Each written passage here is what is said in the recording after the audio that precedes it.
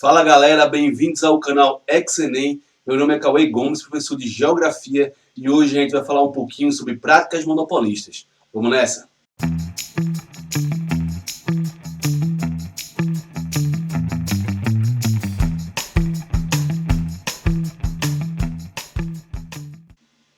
Então galera, a gente vai falar um pouquinho sobre uma parte do conteúdo que é sempre citado do Enem, que é o desenvolvimento econômico e as vias do desenvolvimento capitalista, né? E dentro desse desenvolvimento capitalista, a gente vai ter as práticas monopolistas, que sempre são ou citadas, né, com exemplos atuais da globalização, das questões e as práticas políticas existentes no mundo, mas também, né, ela pode ser literalmente perguntada ali qual é a prática, né, qual é aquele tipo, quais são as consequências, né, porque, querendo ou não, é um conteúdo que, além de ser muito amplo e muito histórico e geográfico, né, a prova às vezes quer fazer questões mais diretas, quer cobrar de você informações que dependam de uma contextualização, mas que, no fundo, a pergunta seja um pouco mais direta, e acaba sempre usando essa parte do desenvolvimento capitalista como o conteúdo a ser abordado na prova. Então, com base nisso, vamos falar um pouquinho aí sobre monopólio e como funcionam essas práticas monopolistas, que é o que realmente a gente precisa para a prova.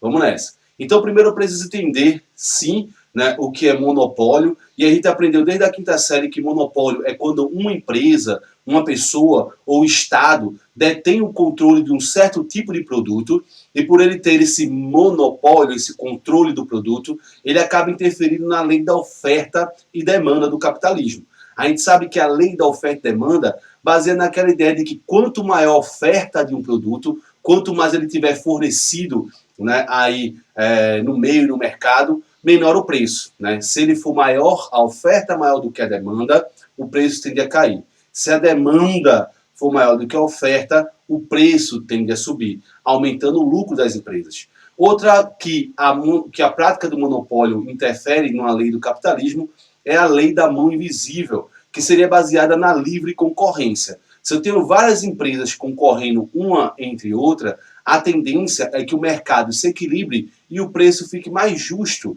né? Porque se eu tenho várias empresas, por exemplo, vendendo sorvete, né, e eu tenho todo mundo consumindo, a tendência é a população procurar a qualidade e o preço melhor.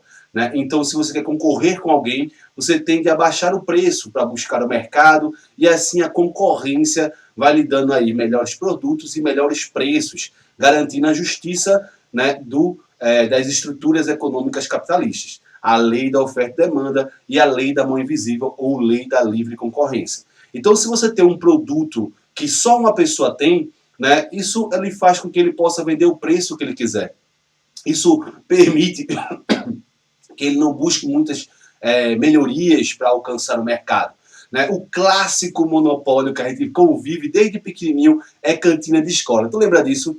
Normalmente as escolas não permitem que você comercialize e venda comida dentro da escola, e como é uma escola, você também não pode sair da escola para comprar os produtos na rua. Então a tendência é que a cantina da escola tenha um monopólio de comércio de alimentos dentro desse ambiente. Então, normalmente, a coxinha, seu lanche ou a pipoca acaba sendo muito mais caro dentro da escola do que, por exemplo, na padaria, que é pertinho da escola. Era muito mais barato comprar, sei lá, uma coxinha R$2, R$3 na padaria do que comprar R$5, R$6 na cantina da escola. Mas como a cantina não tem concorrência, ela estabelece o preço que quiser, porque você não tem alternativa a não ser comprar dela. Isso é um clássico exemplo de monopólio. Quando uma empresa, quando o mercado, quando uma pessoa, quando o Estado detém total controle sobre aquela produção, sobre aquela mercadoria. O oligopólio é uma coisa mais moderna, que surge aí já no início do século XX, né, com o capitalismo financeiro, onde várias empresas tendem a criar mecanismos em parceria, né, ou, né, uma empresa que é dona de várias empresas, né, para garantir esse controle do mercado. Então, monopólio, empresa, oligopólio, quando várias empresas, duas ou mais empresas, tendem a manter esse controle sobre o mercado, ferindo a lei da livre concorrência e a lei da oferta e demanda, quase não sai. Então, vamos nessa. Então, entendendo o que é monopólio, é comum quando você busca na internet, quando você pesquisa, aparecer vários tipos de monopólio. Para a geografia e para as provas de vestibulares, basta você lembrar a característica inicial, que é o monopólio como controle de mercado, né? Mas o monopólio comercial, que tende a ser, né, aquele onde você literalmente tem uma loja varejista onde só você pode fornecer aquele produto por algum contrato, né? Ou estatal, quando tem uma estatal como a Petrobras, que um dia deteve o monopólio da produção de petróleo no Brasil, eu vou ter um monopólio natural, que ocorre onde só você realmente tem condições de fornecer aquele produto, você tem posse daquele produto, né? O comercial é mais da distribuição, né? E o temporário, que varia de acordo com as questões econômicas, com o momento. Por exemplo, quando você surge com uma nova tecnologia, e como você surgiu com aquela tecnologia, por um tempo você tem o monopólio daquilo. Mas depois vai surgir novas empresas que vão copiando, vão adaptando e vão gerando uma nova concorrência com base naquela tecnologia que foi surgida. Mas aquela que você realmente precisa lembrar, aquela que é importante para a prova devido ao contexto da globalização, é o monopólio artificial. Porque o monopólio artificial, como ele diz o nome, ele é construído com base em políticas de planejamento público. Hoje, né, em um país, ou na globalização, a gente tem uma coisinha conhecida como guerra fiscal. E a guerra fiscal nada mais é do que, né, a prática onde as empresas buscam as melhores vantagens em alguns países, em regiões, em estados, e esses países, regiões e estados vão apresentar essas vantagens financeiras, que podem ser subsídio fiscal, isenção de imposto, pode ser legislação trabalhista precária, pode ser mudança na relação tributária, tudo que apresente vantagens para essa empresa obter maior lucratividade e aumentar sua mais-valia, que é o lucro que ela obtém através do proletariado, através do trabalho. Não é isso? Então, essas vantagens, elas podem também criar monopólios artificiais. Por exemplo, eu tenho um acordo com a empresa X, né, e essa empresa vai ter vantagens, como, por exemplo, a isenção de um imposto. Então, eu posso bloquear outras empresas de fazerem comércio que sejam concorrentes dessa, dando exclusividade do comércio em uma região. Né? Então, isso normalmente tem muito a ver com a política, com a influência das grandes empresas, né, no contexto da globalização atual, onde já acontece. A gente vê várias empresas americanas, várias empresas europeias tendo vantagens e tendo, né, força incentivada por políticas públicas que visam atrair a geração de emprego, né, através do investimento dessas empresas dentro do nosso território. Então, esse artificial é uma característica muito comum. E aí, como é que eu sustento a prova? Lembra de procurar no texto essa ideia de que eu tenho uma facilidade do governo, né? A ideia dos benefícios garantidos por condições legislativas, por leis, por subsídios, isenções de impostos, caracterizando aí o monopólio artificial. Eu gosto muito dessa tirinha de Calvin, porque ela retrata muito bem isso aí. Vamos ler comigo aí, ó. Eu tenho o Calvin, né, numa caixinha, vendendo limonada, e ele coloca um preço exorbitante por essa limonada. Aí ela faz assim, 3 mil reais por um copo? Aí ele, isso mesmo, quer um?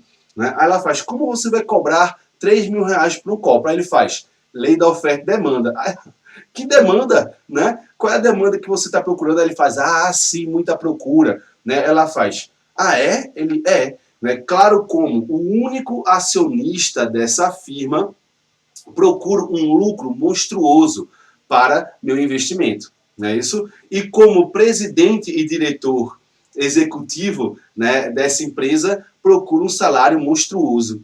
Aí ela, você está ficando maluco, vou tomar uma limonada em casa e coisa e tal. Aí ele começa a reclamar, porque a culpa não é dele, né? A culpa não é da empresa que busca esses lucros fantásticos e faz com que o preço seja muito oneroso para o consumidor e ele não tem alternativa. Né? Claro, deixe-me sem emprego, são pessoas como vocês que destroem a economia. A crítica aí pesada da teoria de Calvin a esses subsídios, essas vantagens e essas práticas monopolistas das empresas. E aí ele fica com raiva, ele não consegue vender, aí chega para a mãe dele, que nessa teoria representaria o Estado, né? Ó, preciso ser subsidiado. Para manter meu lucro, para manter essa exploração e a riqueza sendo gerada, eu preciso explorar vantagens e subsídios que o Estado pode fornecer. E aí, essa teoria de Calvin, que já foi usada em provas de vestibulares, é um exemplo fantástico de, por exemplo, um monopólio artificial sendo construído através do auxílio e das políticas públicas do Estado. Beleza? Estão comigo? Galera, se você está aí assistindo essa aula, lembre que o canal está fornecendo vários conteúdos e vários, né, matérias, assuntos aí para o vestibular. A gente toda semana está produzindo aqui informação para você. Então não esquece de seguir o canal, clicar aqui no sininho e acompanhar as nossas redes sociais para receber todo o apoio que a gente pode fornecer para você conseguir sua vaga na universidade. Então vamos nessa. Então, ó, tendo isso, né, como monopólio, como práticas de controle, a gente vai ter as ações, as práticas que, né, geram a esse monopólio, né, aquelas consequências diretas que a gente vê no dia a dia e que realmente aí é cobrado na prova. Então eu tenho 4 práticas monopolistas que são muito citadas e são muito cobradas na prova, que é o truste, o cartel, né, o holding e o dumping. Vamos falar rapidinho aí um pouquinho sobre cada um. Vamos nessa. Então, ó, eu vou dar uma saidinha aqui rapidinho com vocês, né, mas fica aí acompanhando no áudio, que eu vou mostrar um fluxograma de mais ou menos como funciona, certo, né, uma relação de uma formação dessas práticas monopolistas, beleza? Bem, galera, então a gente vai ter aqui um fluxograma que eu vou acompanhar com vocês aí, explicar rapidinho como a gente tem a formação dessas práticas monopolistas e como ela funciona. Bem melhor aí para a gente exemplificar, por exemplo, fixando em um comércio, como no caso as pizzarias, né? Aí eu vou ter a pizzaria a pizzaria B, a pizzaria C, né, que formam o mercado aí do município, da cidade. Em um município, a pizzaria A possui 6 dos 8 estabelecimentos do gênero. As outras empresas, a pizzaria B e C, né, dividem com eles esse estabelecimento. Né, desculpa, esse município, o mercado. O estabelecimento A, portanto, detinha o monopólio da pizzaria naquele município. Por quê? Porque hoje, mais ou menos aí, se você tem 70%, 75% do mercado, já é considerado uma prática de monopólio nessas regiões. Com o tempo, os negócios prosperam para todas e a pizzaria A passou a ter 10 lojas, enquanto a pizzaria B aumentou para 8. A pizzaria C abriu mais um ponto, né? E aí eu tive no total 20 pizzarias na cidade. Ou seja, eu vou ter uma pulverização, o mercado cresce, a divisão aumenta. Nesse caso, ocorreu um oligopólio, porque 2 pizzarias vão ter aí o maior controle sobre o mercado no local. E aí, embaixo, ele explica como vai entrar um novo agente, que no caso é o varejista, o atacadista, né? Vendo a situação, o dono da rede atacadista D propôs à dona da pizzaria B que comprasse apenas em sua empresa os insumos usados nas pizzarias, obtendo em troca, né, menores preços. Ó, tu só compra de mim toda a tua produção, né? Então o atacadista elimina seus concorrentes fazendo essa parceria e a empresa de pizzaria B ela vai ter mais vantagem porque vai ter custos menores. Além disso, o acordo foi realizado desde que a rede D não vendesse a pizzaria A e C, que aí acabariam tendo produtos mais caros e gerariam uma menor concorrência para a empresa B. Né? Com o capital excedente, a dona da pizzaria B comprou a pizzaria C e acabou dividindo o mercado com a pizzaria A, aumentando o seu poder de influência e o controle do mercado numa prática de monopólio. A dona da pizzaria B e da rede atacadista D juntaram seus negócios e fundaram a empresa E. Eles passaram a vender produtos alimentícios no atacado e no varejo. E além de manter as pizzarias, abriram outros restaurantes, várias filiais. Ou seja, deixei de ser uma empresa de vender pizza, deixei de ser uma empresa apenas da atacadista, fundei nas duas e formei uma nova empresa que tente controlar toda a linha de produção. E essa prática é chamada o quê? De truste. Ocorre quando empresas se unem para controlar o máximo de etapas possíveis da produção e da comercialização do setor. Com o tempo, a empresa E passou a deter 70% do mercado de alimentos, porque não é só mais uma pizzaria, mas é uma junção, é um truste. Vem nessa situação outra empresa, né, que vende, por exemplo, bebidas, entre outras coisas, composta de fábricas de bebidas e petiscos, comprou a empresa E. O grupo F se tornou um holding, uma empresa que controla e gerencia e administra todas as outras empresas. Né? Ou seja, trust, controle de linha de produção, holding, administração dessas empresas. Cada vez mais você vê o quê? Subempresas, setores sendo submissos a um mercado, uma empresa, uma dona de todo aquele monopólio. O crescimento do grupo F se tornou estrondoso, controlando 95% do mercado de pizzarias, restaurantes e bebidas do país. Com o lucro obtido, foram adquiridos uma transportadora, uma rede hoteleira e empresas de advocacia. O grupo F se tornou um conglomerado, situação em que um conjunto de empresas do mesmo grupo se faz presente dos mais variados segmentos da economia. Não é isso? Então, com essa consequência, e a gente tem os monopólios modernos, que são imensas mega empresas transnacionais que se perde de ver aí as linhas de produção, como a Walmart, como a Nestlé, entre outras que têm essa prática aí. Beleza? Estão comigo, sem medo de ser feliz, Galera, não foge aí, a gente está aqui junto para desenvolver aí as práticas monopolistas para a gente fazer uma ótima prova. Então, primeiro o trust. Eu já entendi que o trust é quando uma empresa ela detém da base até o mercado consumidor as empresas que fazem parte daquela linha de produção. Por exemplo, a Coca-Cola, que é dona de fazendas de cana-de-açúcar, que produz o próprio açúcar, né, que é transportado pelas transportadoras da Coca-Cola, que vão para a fábrica da Coca-Cola para produzir a Coca-Cola como a gente conhece hoje. Então, nesse contexto, eu vou ter aí o quê? Se eu detenho toda a parte da linha de produção, galera, por exemplo, se eu for contratar uma empresa de transportadora, eu vou ter que pagar o lucro dessa empresa e vou ter que visar também o custo dessa empresa. Se eu sou dono da empresa, eu só viso o custo, o lucro vai para mim. Então, controlar toda a linha de produção é uma vantagem, mas isso gera práticas de monopólio, porque isso gera concorrência desigual. Essas empresas, elas se juntam, olha lá, elas se fundem e formam uma empresa só. Mas essa empresa, ela pode ter várias marcas, elas podem manter os nomes das suas filiais, como, por exemplo, a Ambev. E, como consequência, eu tenho um controle do mercado consumidor. Um exemplo é a Ambev, se a mesma empresa vender basicamente cervejas no país todo, mas eu ter cervejas com vários preços, né, em mercados diferentes. Olhando ali o controle do mercado consumidor. Então, quando eu controlo da base até o mercado consumidor, quando eu controlo a linha de produção, quando as empresas se juntam e formam uma empresa nova, eu tenho o trust como concorrência, né, eliminando aí a concorrência, como a gente vê, por exemplo, a Ambev, que tem a maioria das linhas de cerveja aqui no Brasil. Eu já vou ter o cartel. O cartel, as empresas não se fundem, cada um no seu quadrado, mas para manter o controle do mercado, eles criam acordos econômicos, como os cartéis mais famosos que a gente convive no dia a dia, que é tanto os postos de gasolina, né, que tendem a aumentar o preço e todos os postos aumentaram no outro dia, como o gás, ou a famosa Operação Lava Jato, que expôs o cartel das empreiteiras, né, das grandes construtoras do Brasil, que basicamente aumentavam o valor de todo mundo, fazendo com que você não tivesse alternativa a não ser cobrar e comprar aquele preço. Então, por exemplo, uma gasolina ela poderia ser vendida a R$ 2, vamos especular aí, né? Mas, para ter mais lucro, todos os postos de gasolina dizem, a gente vai aumentar para R$ 4. Aí tu diz, eu não vou aumentar.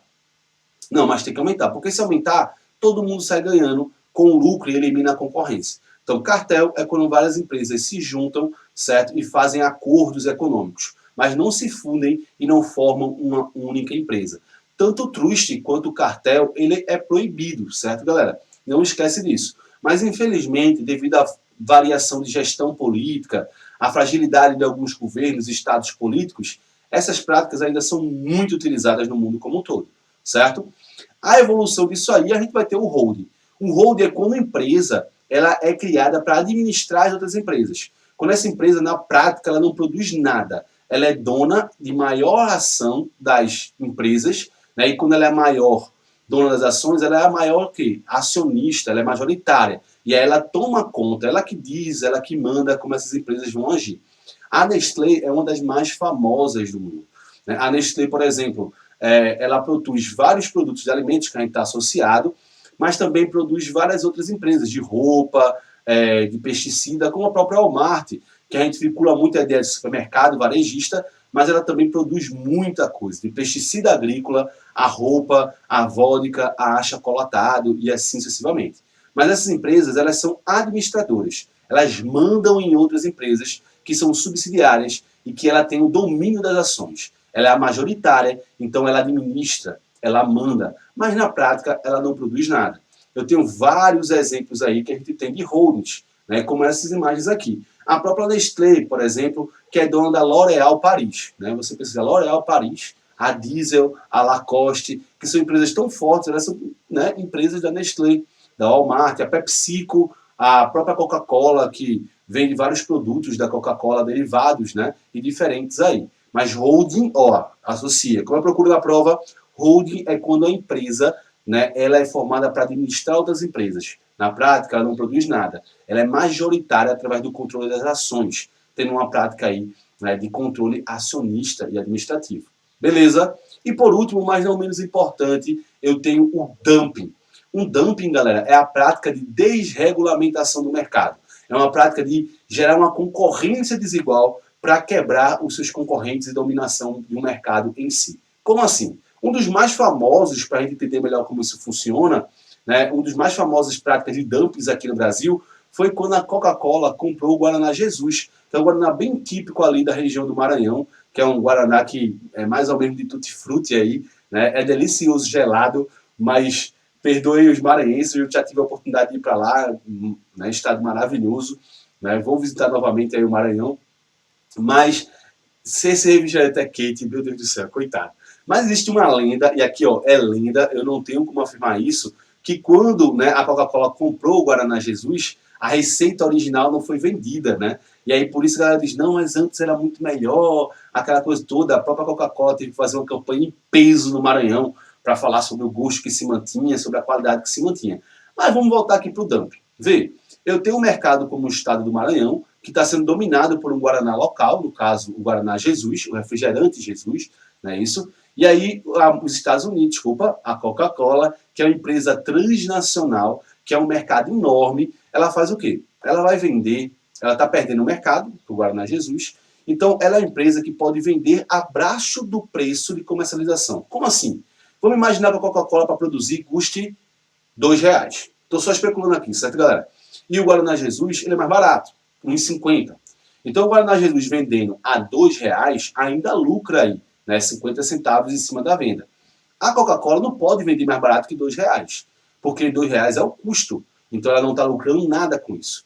Mas como ela é uma empresa internacional, ela faz pressão no governo para ganhar vantagens financeiras, ou simplesmente ela pode ter um prejuízo durante um tempo e depois compensar esse prejuízo com o controle do mercado. Onde ela pode, por exemplo, né, vender abaixo do preço, R$1,50. Né? Se ela vende a R$1,50, o Guaraná Jesus, por exemplo, não pode concorrer, quebra. O professor não é ruim para ela, por enquanto, mas como ela é uma empresa internacional, ela pode compensar essas relações financeiras. E aí, com isso, o que acontece? Ela vai ter, né, o Guaraná Jesus, que é seu concorrente, quebrando, e aí, quando ele quebra, ele não consegue se manter, e aí a Coca-Cola vai lá e compra o Guaraná Jesus, e os dois Guaranás mais vendidos do mercado agora pertencem a uma única empresa, criando-se um monopólio. Então, o dumping seria essa desregulamentação, essa concorrência gerada desigual para você gerar uma prática de quebrar os seus concorrentes e comprar e dominar o mercado no local. Então, essas são as 4 práticas monopolistas, certo? Não esquece, eu vou ter o trust, característica principal, controle de toda a linha de produção, da base até o mercado consumidor. Holding, controle acionista, administrativo de várias empresas. Cartel, acordos econômicos para manter o preço em alta. E o dumping, desregulamentação, quebra, desestabilização do mercado com práticas de comércio e preço. Beleza? Então, como consequência, eu tenho vários problemas. O preço muito caro, um produto com não pouca qualidade, e quem acaba pagando muito com isso é o consumidor. Né? Controle dos preços, controle de qualidade dos serviços, porque se não tem concorrência, o cara mantém um monopólio, você só pode comprar dele, não garante que a qualidade seja boa, escassez e escolha do consumidor, eu tenho uma padronização do consumo, se eu penso em certo tipo de produto, como refrigerante, eu acabo só tendo um tipo de refrigerante para consumir, um tipo de roupa, uma marca que domina o mercado, né, um tipo de celular, então você fica aí com, né, uma padronização do consumo como consequência.